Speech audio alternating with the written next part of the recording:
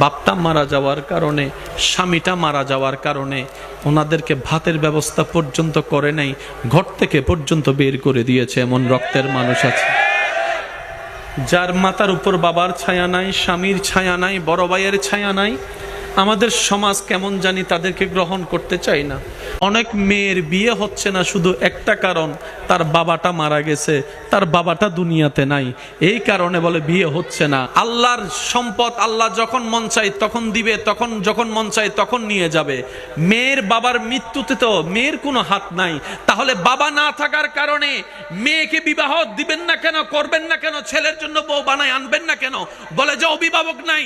শুনে রাখুন, জেনে রাখুন, মনে রাখুন, যার দুনিয়াতে বাবার মতো অভিভাবক থাকে না, যার দুনিয়াতে স্বামীর মতো অভিভাবক থাকে না, যার দুনিয়াতে বড় ভাইয়ের মতো অভিভাবক থাকে না, যার দুনিয়াতে চাচার মতো অভিভাবক থাকে না, যার দুনিয়াতে অভিভাবকের ছায়া থাকে না, রব্বুল আলামিন বলে ওই বান্দার অভিভাবক আমি স্বয়ং নিজেই রব্বুল আলামিন হয়ে গেলাম। এই সমস্ত মানুষদেরকে কাছে টানার চেষ্টা করবেন।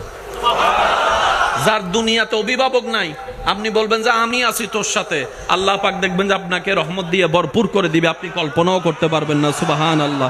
ইমানদার ভাইরা আওয়াজ দিয়ে বলেন, আল্লাহ চাইলে পারে কি পারে না? আল্লাহ চাইলে দিতে পারে কি পারে না? পাথর থেকেও ফুল আমার রব্বুল আলামিন ফুটাতে চাইলে পারে কি পারে না? সমাজের এই সমস্ত দুষ্টু কালচারগুলো পরিবর্তন হওয়ার দরকার, চিন্তা ভাবনাগুলো পরিবর্তন হওয়ার দরকার। বরং আমি বলবো যার বাপ নাই তাড়াতাড়ি গিয়ে তার ছেলেকে বউ বানান, আর যাইয়া বলেন তোর বাপ নাই, কি হয়েছে রে মা, আজকে থেকে আমি তোর বাপ, আজকে থেকে আমি তোর বাপ। কারণ এতিমের মাথায় হাত বুলাই দেওয়া মানে রবের রহমতকে লুটে পুড়ে নেওয়ার ব্যবস্থা করা। রব্বুল আলামিন বলে যার দুনিয়াতে কেউ নাই আমি রব তার সাথী হয়ে যাই। সুবহানাল্লাহ। আল্লাহ আমাদেরকে বুঝার তৌফিক দান করুক। কষ্ট হচ্ছে আপনাদের কোনো? আশেপাশের মানুষ বলে মুহাম্মদের কেউ নাই, রব বলে যে কি বললি, কি কেউ নাই?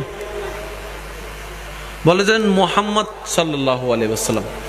এক পর্যায়ে গিয়ে বলে মুহাম্মদের মাও নাই, বাপও নাই, দাদাও নাই, বংশ টিকার মতো ছেলেও নাই। নাউজুবিল্লাহ। বংশ দ্বারা টিকানোর মতো ছেলে নাই। আল্লাহ পাক বলে যে কি আমার নবীর কেউ নাই? আমি আছি যে তোরা দেখোস না? আমি রব আছি, আর কারে লাগতো? আমি খালিক আছি তো ওনার সাথে, আমি মালিক আছি তো, আমি রহমান আছি, আমি রহিম আছি, আমি কাদির আছি।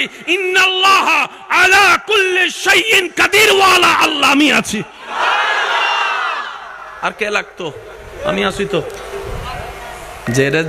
যারে যে দেখতে পারে না তার সবকিছু তার খারাপ লাগে, ঠিক না? এবার রব্বুল আলামিন বলে আমার নবীর কি নাই বললি? আমার নবীর তোরা কি নাই বললি? আমার নবীর বাপ না থাকার কারণে, মা না থাকার কারণে, কুরাইশ বংশের মানুষরা সম্পত্তি না দেওয়ার কারণে আমার নবীকে তোরা গরিব ভাবলি, আমার নবীকে তোরা ফকির ভাবতেছস, আমার নবীকে তোরা অভাবী ভাবতেছস।